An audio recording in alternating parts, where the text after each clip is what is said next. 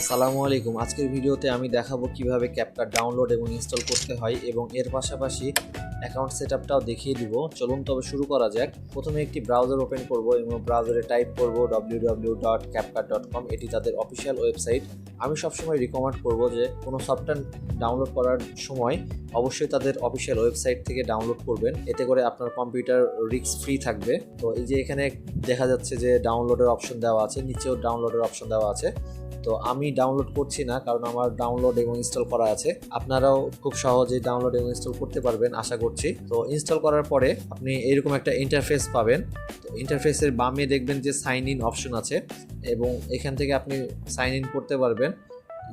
এটা হচ্ছে ফেসবুকের মাধ্যমে সাইন ইন করতে পারবে, গুগলের মাধ্যমে সাইন ইন করতে পারবে। তো আমি রিকমেন্ড করব গুগলের মাধ্যমে সাইন ইন করা, কারণ গুগলে সাইন ইন করা থাকলে আপনি যে কোনো প্রজেক্টে যখন কাজ করবেন সেই প্রজেক্টের বিভিন্ন ট্রানজিশন, ইফেক্ট এগুলো অটোমেটিক্যালি সেভ থাকবে। সেজন্য আমি বলবো যে গুগলের মাধ্যম দিয়ে সাইন ইন করে নেবেন।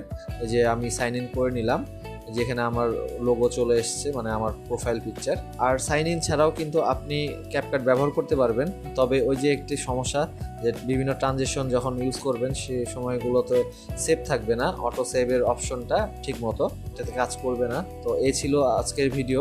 নেক্সট ভিডিওতে ক্যাপকাটের সব টুলস নিয়ে আলোচনা করব।